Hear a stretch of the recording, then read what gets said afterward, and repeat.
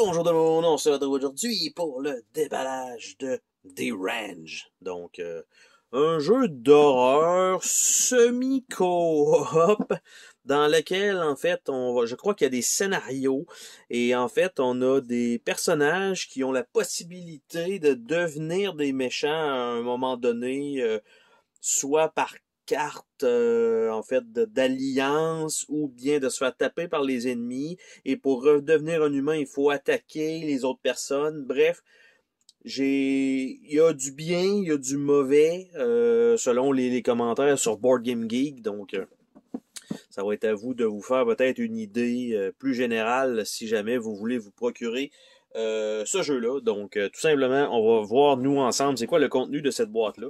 Donc, belle boîte, quand même relativement rigide. Des fois, on a des boîtes un peu plus mollasses. Ce n'est pas le cas ici.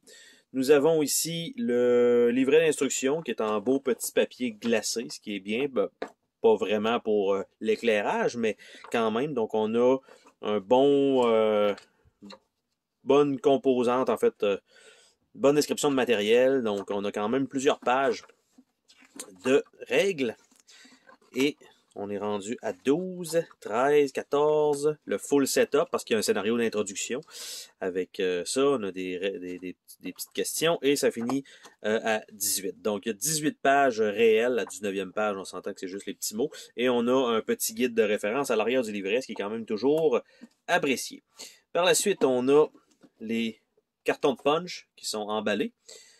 Nous avons des cartons pour tenir, bref, pour protéger, je suppose, les figurines qui sont en dessous. Ça fait un peu bizarre de voir ça comme ça. Par la suite, il y a ici un carton, ouais, c'est une feuille de papier, bref, pratiquement. Donc très très très léger. Je vois que c'est un certain nombre de joueurs, qui semble être 6 et 5 de ce côté-ci. Ici, on a un 4 et 3 de l'autre côté. On a ce qui semble être les personnages et peut-être même les scénarios. Donc, on a une pile là. On a ici des mini-cartes. Et avec l'insert, ça veut dire que peut-être avec les sleeves, ça va pouvoir retourner dans son emplacement. Ça, c'est cool. Ici, je pense pas par contre. On a une bonne pile de cartes. Mais ça, je crois que ça retournera pas là.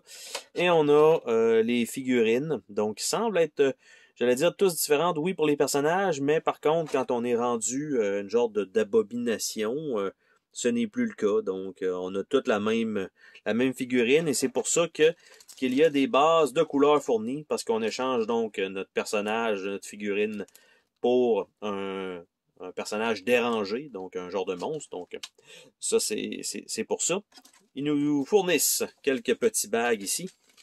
Donc, toujours intéressant d'avoir ça en supplément. Et est-ce qu'on a une surprise sous le tray? Souvent, non. Donc, rien du tout. Des fois, hein? On sait jamais. Et pour ce qui est des personnages, ben, en fait, on va faire le tour des petites figurines. Donc, sont quand même petites. Je me serais attendu à un petit peu plus gros. C'est pas super impressionnant, là, je dois avouer, là. J'ai déjà vu des figurines un peu plus grosses que ça. Quand même. Mais bon. C'est pas si mal. Le niveau de détail est quand même intéressant. Pour les figurines. Là, déjà, par contre, le tray, comment je pourrais dire ça? Je suis pas certain que ça va servir à ce point-là. Parce que une fois que les composantes vont avoir été, entre autres, les cartes sleevées, je suis pas mal sûr que ça rentrera pas là-dedans. Nous avons des dials qui sont déjà prêts. Super cool avec la petite pin comme ça et non pas juste comme on voit souvent, c'est juste une seule unique pin avec un petit trou. Là, c'est vraiment clippé ensemble. Donc ça, c'est de bonne facture. Donc avec un beau petit design en bas et les deux roulettes. Donc c'est quand même cool. Donc c'est les personnages. Il y en a un par personnage. C'est sûr que ça aurait pu être probablement fait, je vais dire, générique, mais comme ça joue jusqu'à 6, de ce qu'on peut voir, en tout cas, par les plateaux de jeu, donc ça prenait 6 plateaux de toute façon, et tant qu'à ça, aussi bien d'en faire un par personnage. Donc, je sais qu'il me semble que ce jeu-là est passé par Kickstarter, et peut-être qu'il y a des personnages supplémentaires, donc et des expansions et tout ça. Présentement, c'est uniquement le jeu de base que nous avons ici dans cette version-là, qui n'est pas une version Kickstarter. Donc, ceci étant dit, j'essaie de voir, est-ce qu'il y a d'autres composantes? Non, il n'y a rien qui va là-dedans présentement, ça va être les petits jetons. On va commencer par les mini-cartes. Donc, à faire le tour de ça ensemble, c'est quoi exactement ces cartes-là? Évidemment, bien sûr, comme d'habitude, c'est un genre de petit plastique, un petit plastique élastique, comme j'aime appeler. C'est parfait pour entourer les cartes, mais c'est chiant à ouvrir. Donc, on a les mini-cartes qui sont de couleurs différentes. Je ne sais pas qu'est-ce que ça va donner, mais je ne sais pas s'ils vont être séparés par couleur. Et de l'autre côté, extrêmement générique. Donc, Curse, avec un petit chiffre dans le bas. On a Curse 7. Un autre Curse. Curse. Curse. Donc, c'est ça, ça semble être uniquement des curses. Donc, wow, désolé pour le mouvement de caméra.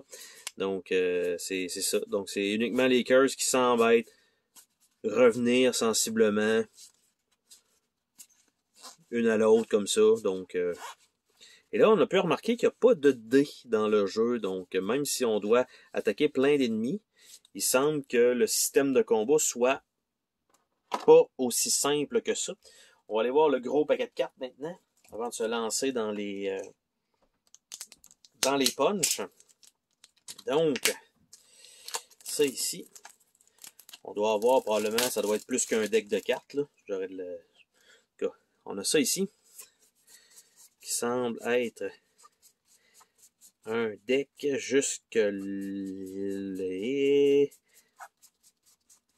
là. On a ça ici. J'allais dire qu'il est un deck jusque là, mais il y a juste une carte. Donc, ça. Après ça, il y a encore quelques cartes comme ça. Il y a des bleus, donc après ça, ça tombe mélangé. Et c'est probablement des cartes de scénario, de ce que je peux comprendre. Est-ce que ça, ce sont des cartes génériques? Donc, ce sont des objets. Donc, par exemple, une amulette. Ici, pas tout à fait clair, pas de texte. Il y a des symboles dans les deux côtés. Donc, c'est sûr qu'il doit y avoir une mécanique en conséquence de tout ça. Donc, miroir. Ici, ça a l'air d'être un investigateur. L'artwork est quand même assez sombre et pas tout à fait clair. C'est un style, hein? C'est vraiment le style qui est sur la boîte. C'est ce style d'image-là. Donc, les images reviennent. Donc, un téléport, l'acide, les clés, miroir. Est-ce que le miroir, par exemple, j'allais dire, est-ce qu'ils ont la même chose? Non, on voit que l'icône ici est vert et ici, l'icône est bleue. Donc, même si c'est le même objet, c'est pas nécessairement les mêmes statistiques qui sont dessus. Par contre, là, les images, évidemment, elles reviennent et les statistiques doivent probablement être changées. Donc, je crois qu'on a fait sensiblement le tour des objets et des types de cartes et des images. Un élixir, Blunderbuss, on a vu ça. Ça comme ça. Et ce deck-ci, c'est effectivement ce qui est des cartes de mission, entre autres. Donc, les ruines. Il n'y a pas de mention, par contre. Ah, bon, ici, scénario 2. Ici, c'est juste des cartes avec des chandelles. Donc, l'acide, un marteau, un grimoire. Probablement que c'est des cartes qu'on ajoute dans le deck, je suppose, pour un scénario défini. Donc, les Night Mission. Donc, c'est ça. Donc, il y a des scénarios possibles qu'on a dans le jeu. En plus d'un objectif commun et en plus de, quand on est rendu un méchant, en fait, il faut tenter de redevenir humain et pour ce faire, il faut attaquer ses camarades, sauf que il semblerait qu'il y a des petites loupes dans lesquelles on pourrait facilement, on va dire, rendre le jeu plus coop qu'il n'y paraît. Le semi-coop meurt tout simplement dans l'œuf, c'est-à-dire que dans le jeu, vous avez la possibilité donc de devenir un dérangé et pour revenir, vous devez attaquer un humain et il y a quelqu'un qui va se volontariser pour que vous puissiez l'attaquer, pour que vous redeveniez humain, vous allez avoir une curse à ce moment-là que vous pouvez aller bannir et simplement vous continuer à jouer. Et donc, c'est un petit peu... c'est ce que les gens indiquaient. Il manquait peut-être un petit peu de playtest.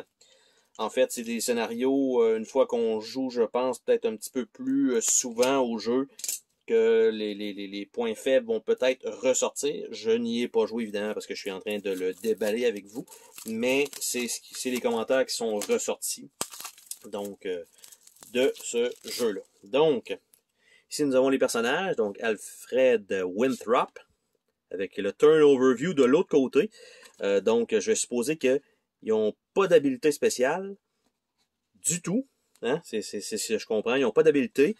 Et l'aide est de l'autre côté. Donc, si je comprends bien, si on joue à 6, tout le monde a un personnage avec... en fait, ça va avec une couleur en plus pour le truc. Et personne a une habilité spéciale donc sur son personnage. Après ça, on a les boss avec du texte de l'autre côté. Donc, le artwork et le texte. Hungry Ghost. Donc, automatiquement, ça, c'est un personnage. Pas chouette. Suzanne Bénard. Walking Dead. Avec évidemment du texte dans le bas pour ce qui est des ennemis. Loup-garou. Parce que je sais qu'il y a un certain nombre d'ennemis qui vont être par scénario et non pas absolument tous les types d'ennemis possibles. Et comme vous avez pu voir, il n'y a pas de figurine hein, pour ça, donc ça risque d'être des jetons de carton. Donc scénario 1, chapitre 1, 2 et 3. Donc il y a scénario 1, il y a 6 chapitres, scénario 2 a 6 chapitres et scénario 3 a 6 chapitres. Donc rapidement, évidemment, pour ceux qui veulent se spoiler. Donc, ça a l'air de ça.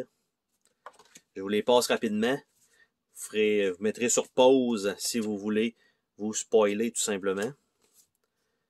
Sinon, ben, vous skippez à peu près de 30 secondes la vidéo. Sinon, ça va quand même assez vite que vous n'avez pas nécessairement le temps de les lire et de vous spoiler. Donc, et même moi-même, pas du tout. La seule chose, c'est que je viens de voir que la fin de scénario 2, il y avait beaucoup de texte. Donc, c'est toujours la même image qui est sur le dessus, c'est juste le petit texte qui change, et évidemment, le derrière le scénario qui doit être indiqué de si vous avez atteint telle chose, ben tout simplement faire telle action. Donc, ça c'était pour ces cartons-là, d'un format un peu bizarre. Nous avons ça ici, on voit qu'il y a quand même moins d'étoiles qu'à 6 joueurs, donc probablement que ça doit être un avancement de quelque chose, du temps ou quelque chose comme ça. Par la suite, je vais simplement remettre les sacs ici. Alors, il y avait ça ici et ça. Ça pour protéger un peu dans ce sens-là. Il y avait lui par-dessus. Donc, on va laisser ça comme ça. On va ouvrir la série de feuilles de punch, qui me semble un peu mince. Ça va dépendre s'il y a des gigatuiles, parce qu'on n'a pas vu qu'il y avait un plateau. Hein? Donc, j'ai l'impression que ça va être des tuiles qui vont former la map. Donc ça, c'est ouvert. On a une première feuille de punch, ici, avec ce qui semble être une église délabrée. Donc, même chose de l'autre côté. Ici, on a des genres de chandelles, des éprouvettes chandelles, et l'autre côté, c'est les chandelles allumées normales. Ici, on a quelques monstres. Même chose de l'autre côté, donc c'est pas, on pige pas nécessairement, je pense, là-dessus. Et la qualité du carton est une petite affaire mince. Pas grand-chose, mais une petite affaire mince. Mais ça se punch super bien, par contre. Par la suite, il y a donc ce que je prédisais être le plateau de jeu. Donc, on a un très gros plateau ici avec des jetons en haut et en bas, et ça se détache tout seul. Donc, probablement que ça, ces plateaux-là, on voit que c'est exactement la forme de ça ici. Donc, ça va remplacer, je suppose, ça éventuellement là-dedans. Il y en a un autre ici, qui est l'autre shape, qui est en train de se détacher déjà. Quand c'est des gros cartons comme ça, c'est ça que ça fait avec les feuilles de punch. Donc, encore un paquet de chandelles. Donc, on a ça ici. On a, bon, ben, vous voyez, ça a bien été. J'ai enlevé l'autre feuille. En fait, encore une fois, avec des petits coffres qui sont là. Et le plateau. Donc, donc ils sont différents, en fait. Je m'attendais à ce que ce soit pratiquement uniquement recto, mais non. Il y a une différence entre les plateaux, ce qui va amener, je suppose, par scénario, peut-être, pas nécessairement une rejouabilité. Bref, lui, on l'a déjà vu. Non, je crois lui, on l'a pas vu. Il se détachait tout seul, mais... Donc, une certaine rejouabilité, mais c'est peut-être par scénario, tout simplement. Donc, je ne sais pas si on peut avoir, on va dire, un scénario générique et simplement choisir sa propre map, ou si c'est une map simplement prédéfinie. Ça va rester à voir lors de la lecture des règlements. Donc, ça retourne ici. Et on a le dernier qui s'est encore une fois détaché, lui aussi, encore avec ces mêmes genres de jetons, un peu partout, qui sont les monstres. Et le plateau lui-même. Et voilà. Donc, c'est ce qu'il y a comme contenu dans cette boîte-là pour le jeu D-Range. Donc, l'insert, il va peut-être être fonctionnel. Avec les cartes, je vais les envoyer dans... Il y a un gros compartiment ici. Les jetons vont être probablement séparés un peu partout ailleurs. Donc, en espérant que les decks, les petites cartes devraient rentrer encore dans son emplacement. Pour ce qui est du reste, on verra bien. Mais pour l'instant, ça se peut que l'insert ne reste pas dans la boîte. On va voir éventuellement. Sur ce, on se dit à la prochaine pour une autre vidéo. Salut tout le monde!